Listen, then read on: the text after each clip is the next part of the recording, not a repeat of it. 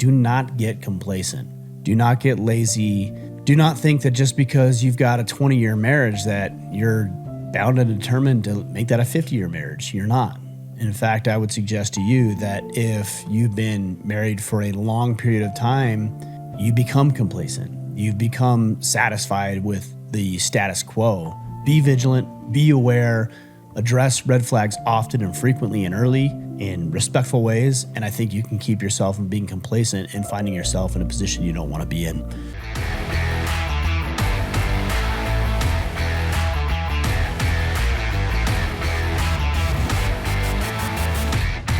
Welcome to the Order of Man podcast. Gentlemen, today I'm going to share with you 5 lessons that I've learned regarding my own personal divorce. If you've been listening for any amount of time, you know that I had a breakdown in my marriage, the marriage that lasted 18 years, and I was with her for 2 decades. But some of that was self-inflicted and some of that is beyond my control. But these are things that I don't want to talk with you about today, quite frankly. Because they're very personal, but also I think if I have information that can help and serve you, whether you're on the verge of divorce or a separation, or maybe even in a new relationship, and you want to make sure that you address these red flags and concerns that come up often and frequently before it gets into a dire situation, then it's my responsibility to share that with you. Now, before I get into the conversation today on these 5 lessons that I've learned over the past several years, I do want to mention very briefly my friends and show sponsors over at Montana Knife Company. Guys, I spend a lot of time hunting. I spend a lot of time in the kitchen, especially as a new single father trying to figure out how to cook for my kids. If you're looking for a great knife and one that is 100% made in America, look no further than Montana Knife Company. I use these knives out in the field. I use them as everyday carry, and I also use them as I'm trying to perfect or at least improve my culinary acumen.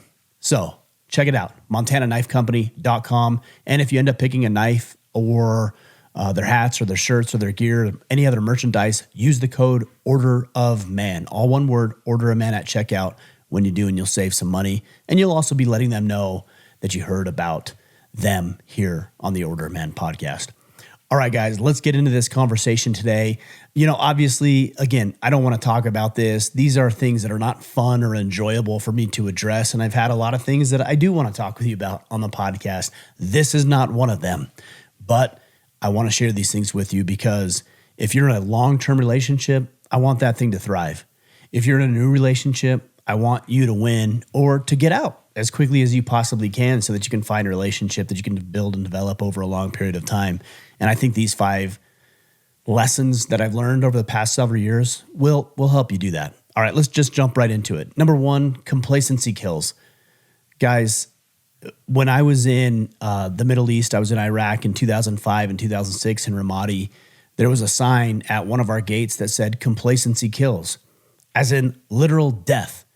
Meaning that if you went out and you were not trained, you were not adequately prepared, your mind wasn't right, then you are at the real risk of dying or having one of your other soldiers killed.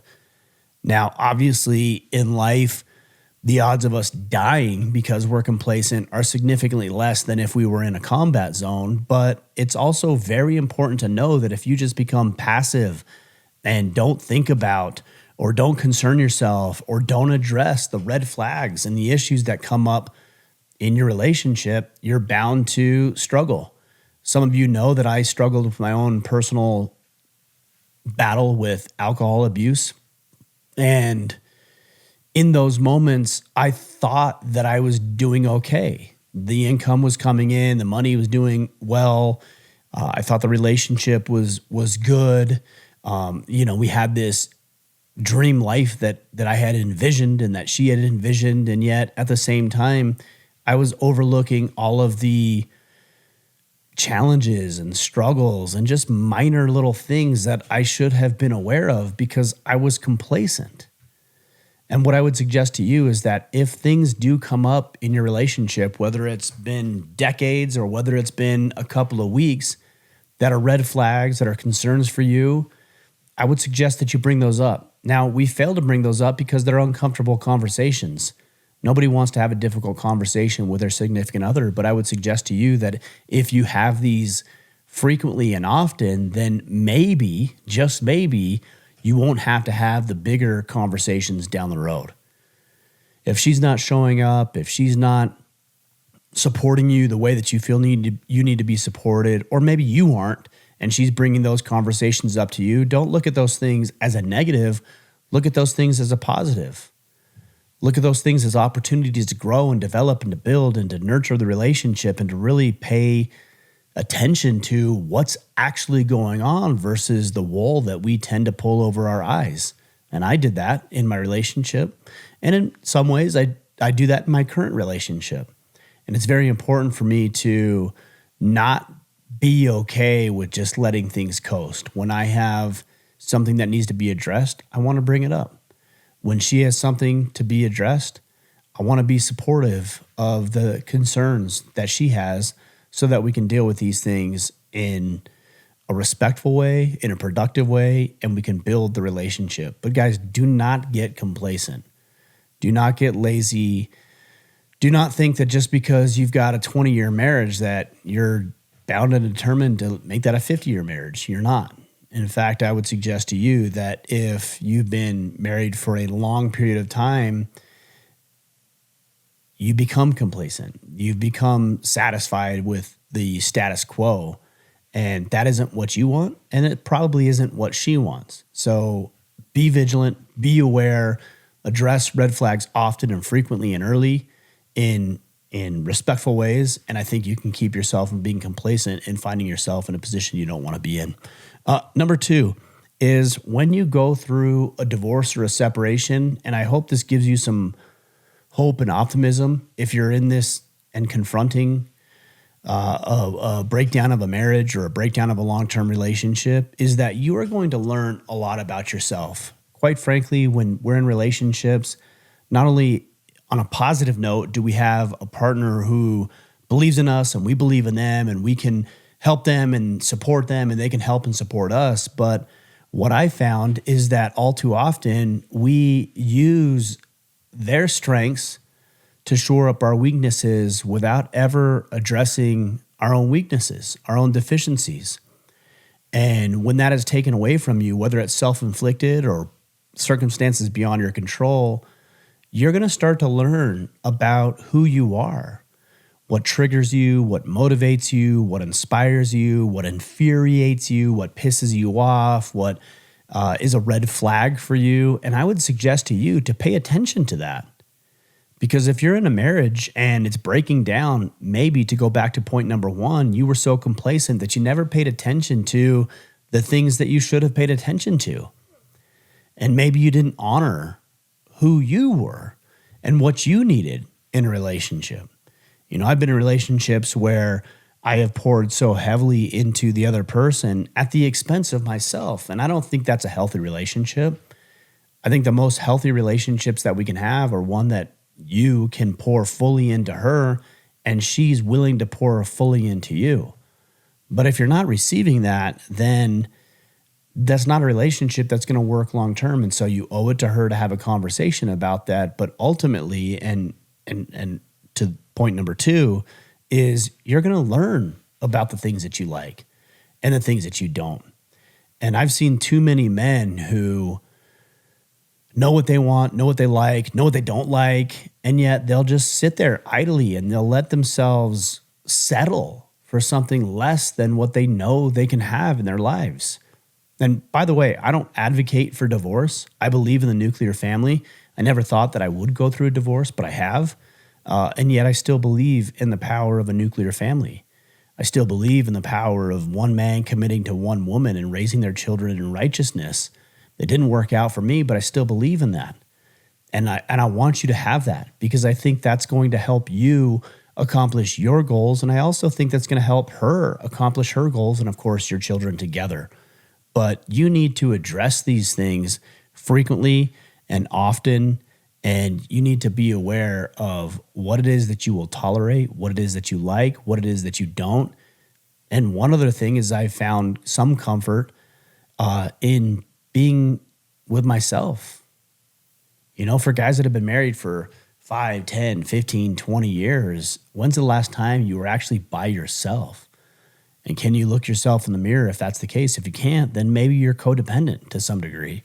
And I'm not saying you need to break it off just because that's the case, but I am saying that if you can't live without her, that would represent a problem.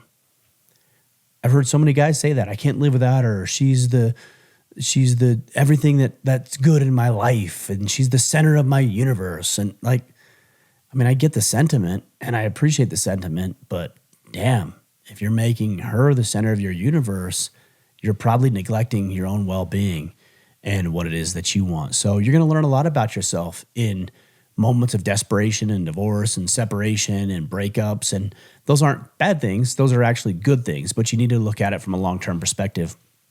All right, let's go to number 3.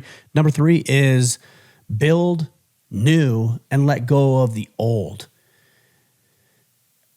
With relationships, especially those have lasted a very long time, it's very difficult to move on because your whole identity is wrapped up in a 10 or 15 or 20 or 30-year marriage as a husband, as a father, and it's very difficult to let go of that. But I would suggest to you that the sooner you let go of your old identity and you realize that in the wake of it being difficult, you have a real opportunity to make something new in your life, to make something wonderful, to re-envision and revamp and consider how you want your life to look in spite of everything that's happened to you.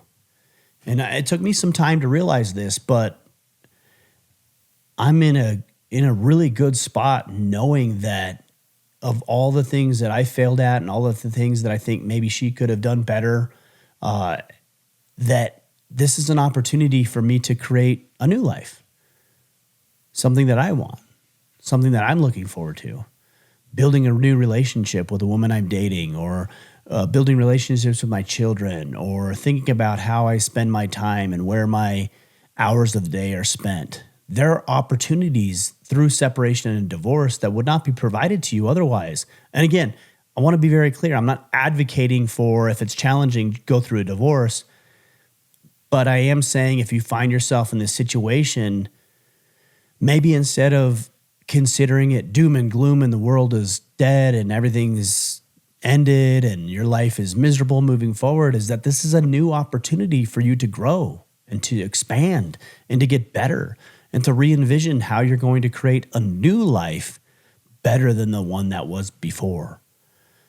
Not every challenge in your life is supposed to be a miserable experience, but if you're choosing to look at it that way, then it will be. But if instead you're choosing to look at it with hope and optimism that you can create something not only good, but something better than you had before, I think it'll help you move on a whole lot quicker. And that's what I want for you. I don't want you to forget the lessons learned. I don't want you to overlook the invaluable experiences that you've had, or even your care or love for her. But I do want you to move on in your life knowing that you can create something that you did not previously have. It takes being deliberate. It takes being intentional about what it is that you want to create. All right, let's go into point number 4. This is really important. Do not be spiteful. I found that over the past couple of years, my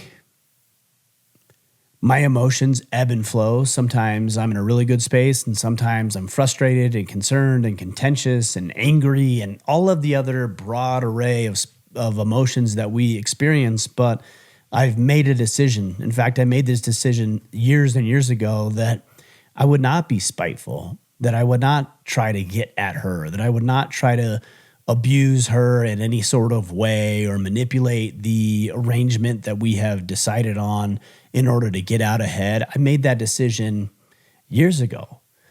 And I know that it's hard. I know that it's challenging. And I know that because I felt those things. I felt frustrated and angry, and I felt victimized, and I felt let down, and all of the things that I'm sure you've been experiencing when you go through a relationship breakdown. Again, whether it's a new relationship or one that's lasted for a very long time, you're going to have those feelings, and those feelings aren't wrong. It's not wrong to feel angry. It's not wrong to feel like you've been slighted. It's not wrong to feel sad or sorrow or grief about anything that you've experienced. But I would suggest to you that instead of wallowing in the grief and the sorrow and the anger, that instead you're not going to be spiteful, that you're going to be hopeful and optimistic, that you're going to rise above the challenge that you've been confronted with, that you're going to realize that this isn't the end of the world and this is just a period at the end of a sentence in one chapter of your life. And you get to decide what that new chapter looks like for you. But I've talked with way too many men who will do some of the dumbest things imaginable because they're emotionally charged. And from a pragmatic approach, not only is it dangerous to be emotionally charged because you're potentially alienating your own rights financially to the custody arrangements that you have and all the other rights that go along with the relationship that you once had, but it just creates a level of toxicity in your life that isn't conducive for your own personal growth in any aspect of your life. I've had close personal friends go through divorces and breakdowns in their relationships very frequently, not only that frequently, but also often and early and recently. But guys, like, I see these guys, they're so angry, they're so bitter, they're so contentious. And not only is it not helpful in healing, but it's also not helpful from a pragmatic approach from their business to their health and their wealth and everything else they're trying to create in the relationship with their kids. So we're not going to be spiteful.